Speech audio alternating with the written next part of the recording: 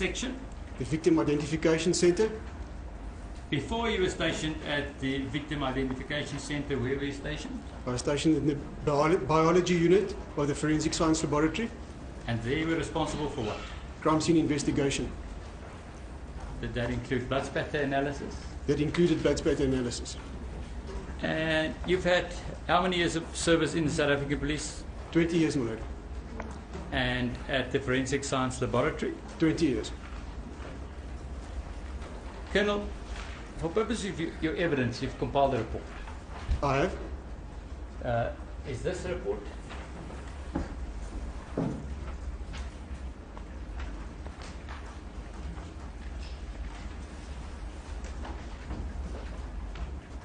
It is, sir.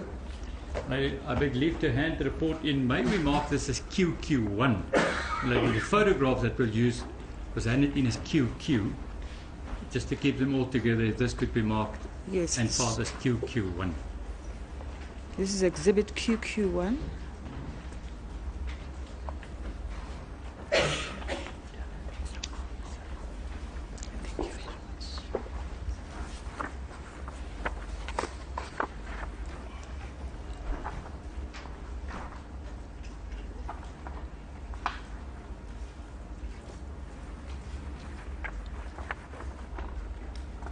Colonel, you just mentioned your qualifications to the court, please. My lady, I have a BSc degree as well as an honours in biochemistry.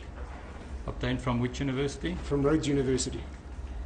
Then you've received extensive training nationally and internationally, which you've included in paragraph 2.2 of your report.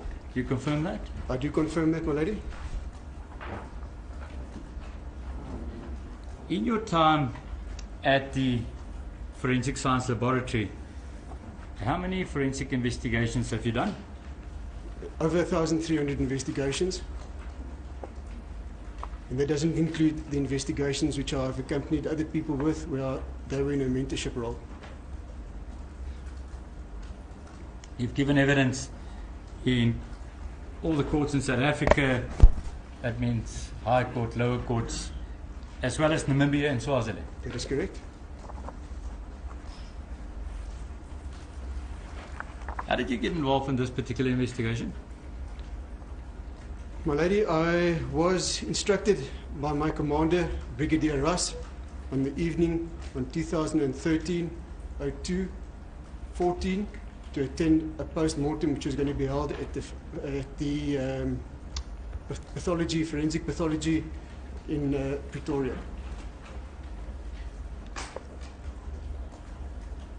And that was the post-mortem held on the deceased in this matter? That is correct.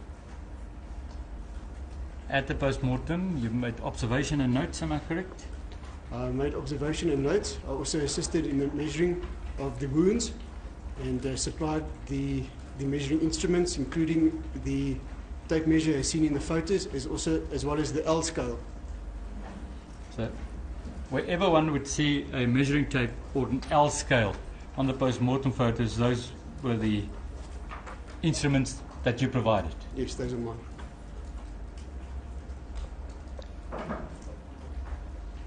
Did you attend the crime scene? I attended the crime scene. When was that? It was the same day that I attended the post-mortem, and that would be the 15th. And what was your interest at the crime scene? Well, lady, my interest was there to address several investigative questions which were posed to me by the people that had already processed and that were already on the scene. These included the appearance of blunt force trauma on the deceased's body, the right orbital ecchymosis, which is the blue discoloration of the eye, the extensive staining at the scene, as well as a blood-stained cricket bat. And I was asked to give an opinion as whether blunt force trauma was that responsible for some or all of the spatter that was visualized throughout the house. at the scene, you marked out certain points of interest to your investigation. I did so, my lady. They were marked with a blue-coloured sort of post-it note sticker, and they were alphabetized from AA to VV. Lady, may I just reach into my bag?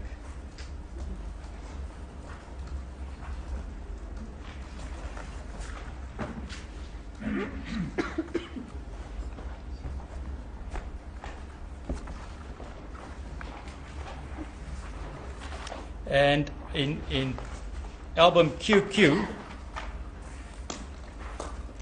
you have it in front of you. I do. Let us open at the first photograph we get there. That's slide 356, and there's a point marked AA. That is correct. I think to describe your marks better, one should page to 359. That's how you mark your points of interest. Yes, those are the blue post-it notes. I use that because it's easily visualized, especially against the white background. And if you use the traditional marker sticker, it's difficult to photograph. It doesn't show up nicely on the photographs, my lady. Colonel, let's deal with the staining at that area on photograph 356 AA. The staining on that area. Yes, my lady. I just want to point out, I didn't mark each stain. It was an area. So I would refer to the area in the downstairs lounge, and that was denoted as AA. Is there explanation for the staining in that area? Yes, my lady. It was put to me to see if this was consistent with impact staining as resulting from blunt force trauma. I could see no area of origin, and these stains weren't radiating from a specific source, which one normally associates with a sort of a blunt force trauma. And to me, this was an artifact from an arterial spurt that arisen from above. And that from above, I mean the landing between the stairwell, between the upper and ground level. Let's see if that's visible on photograph 372. Sorry, my lady, and it's nicely visible on photos 358. You can see there's an open area at the landing, and thus making the area below it accessible to staining if there was someone with an arterial spurt in that area. Now,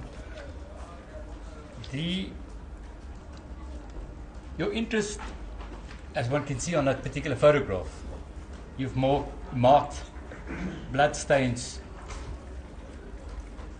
wherever you could find them, from the bathroom in the main bedroom all the way down.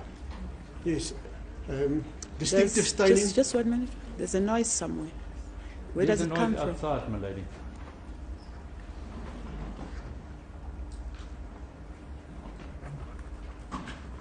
Thank you. You may proceed. Thank you. Colonel? Yes, my lady. As I said, there is distinctive staining patterns against the wall, marked EE, FF, and if one follows my progression of the alphabetized markings, even upstairs, and you'll see that there's a commonality in all of this, in that they have a serpentine or a S shape, and that's typically what you would expect in an arterial type of spurting pattern. Then we're not going to go through all your photographs, but could you give an explanation for the staining of the walls, floor, and railings that was visible on the scene? My lady, it's a combination of contact staining, of drip staining, as well as arterial spurt.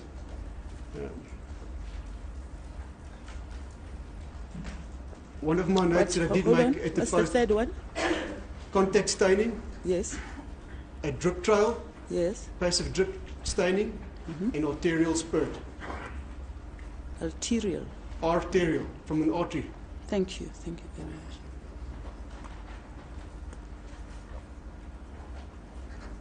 One of the notes that I did make at the post-mortem is that the deceased had long hair, and this hair was blood-soaked and can hold a large volume of blood. Together, the short pants that she also had on, it was photographed at the scene, was also saturated, and that can also hold a volume of blood. And this I would describe the main contributors to the formation of the drip trail. If one turn to 371, Colonel.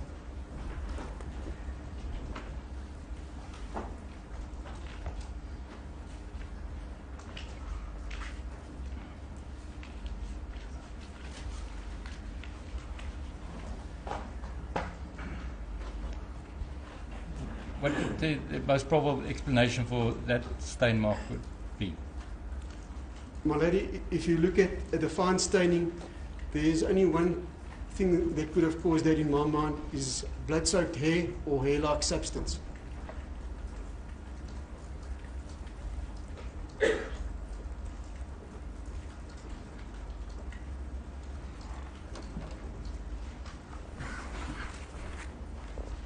Now, Colonel, the staining one could follow from downstairs into the bathroom. That's correct. Into the bathroom and into the toilet in the bathroom. Into the toilet. And you investigated that area as well. I did so.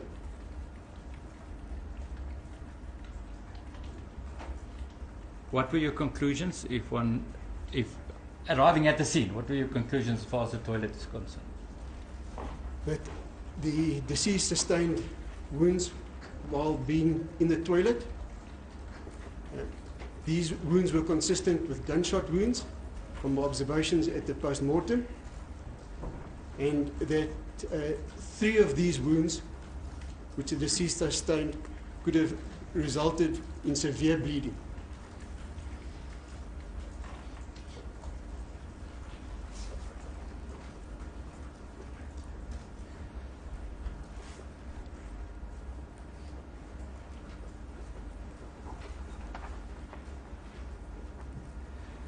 Lady, may this perhaps be an opportune time to take the tea break? We'll deal with the wounds when we get back from the tea break. Thank you. Court will adjourn. This is Exhibit QQ1.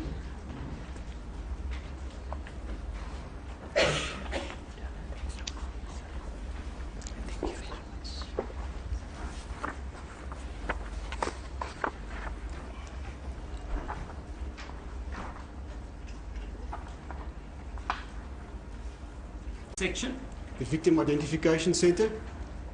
Before you were stationed at the Victim Identification Center, where were you stationed? I was stationed in the biology unit of the Forensic Science Laboratory. And there you were responsible for what? Crime scene investigation.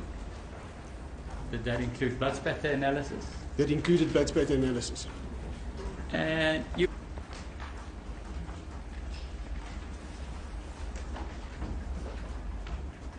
It is so. I beg leave to hand the report in. May we mark this as QQ1? The photographs that we'll use was handed in as QQ, just to keep them all together. This could be marked and filed as QQ1. We've had how many years of service in the South African Police? 20 years, my lord. And at the Forensic Science Laboratory? 20 years. Colonel, for purposes of your evidence, you've compiled a report. I have. Is this a report?